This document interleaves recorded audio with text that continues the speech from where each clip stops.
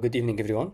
Today we'll go over the basics of creating and managing a card game, and we will be doing that through ShuffleKit. How can we create basic design? How can we manage the different properties and column in a simple sheet? How can we export it to PDFs for printing or even plain images? View that we will use, which is the card view, a tab for managing the card's data, and tab for managing the design. Every row here is simply a card. Every column is just the properties that we have. Every card has a title, and it's a different one. And if we hover over the column, we can see that the title here is highlighted, and vice versa. When we highlight here different elements, it highlights what column or property it refers to. So each card also, of course, have an artwork that we can easily swap or upload here from the library. And every card has an ability and more properties that we will be adding later. View for the cards where we're swapping them, and some notes that we will go into. Warning sign, because this property is not connected yet. The ability is not presented in the design. That's why here, even though we have an ability, nothing is hovered, and it does not even change to what is written in the sheet. Missing ability is mentioned here.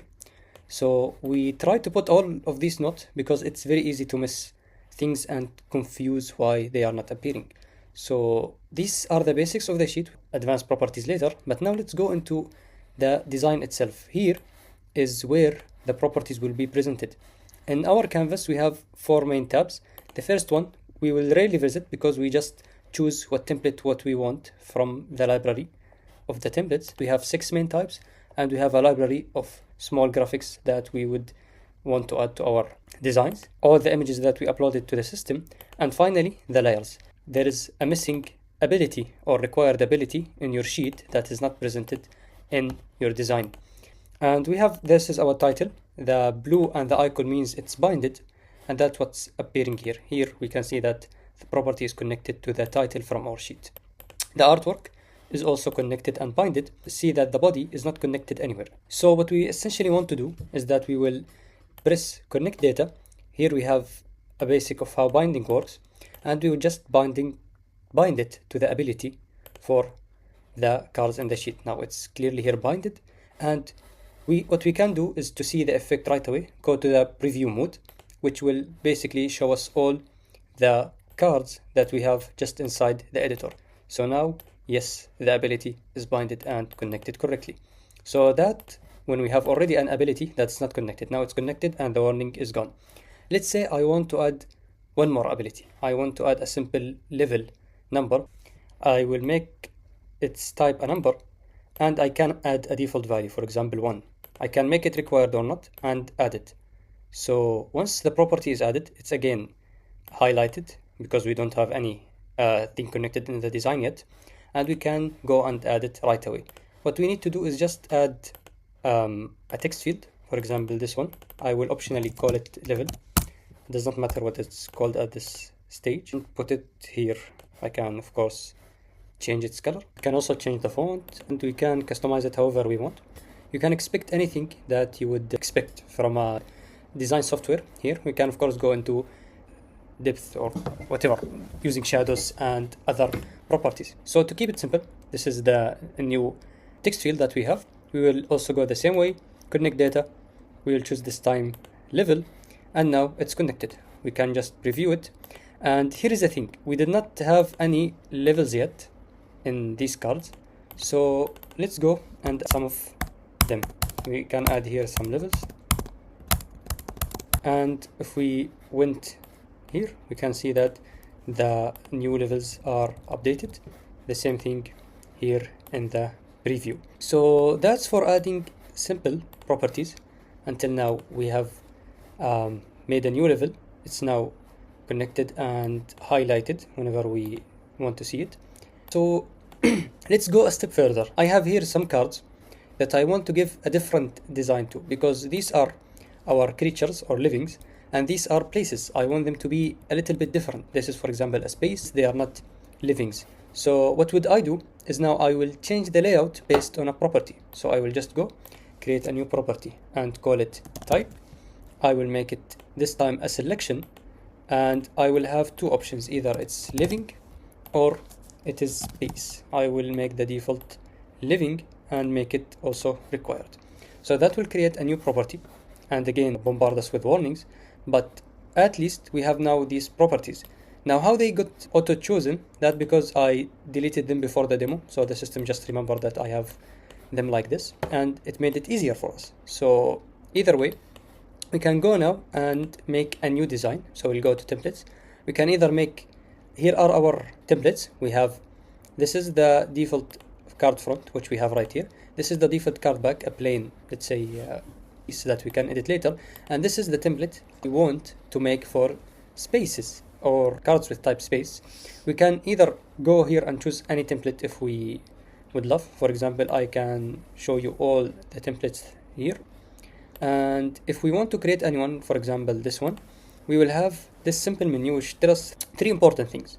One is that it can auto-detect the properties that we have and connect whatever it can connect. So that's auto-toggled. The second thing is that it would tell us that it will connect only to probably title and artwork. Our other properties won't be connected, so we'll need to connect them manually. And an optional set it at project default, because sometimes when we create a template, it does not go into default because the previous template that we have is the default one and the one keep appearing. So to make it default, either we toggle on creation or we can just come here and change the default. For example, this is the one I already made it default, so that makes it default and we'll change all our templates to follow it, which I don't want, so I will just return our previous one to be the default. Now our previous template returned, and let's set the new template for spaces. So the first logical step is just to go to my original template, this one, and add a condition. We will have a property, choose one of them. This time we'll choose type. We will choose the operator. In our case, it's equal, and the value is living. We want living cards to have this layout. And for our second layout, we will also add a condition. On type, we want to choose space.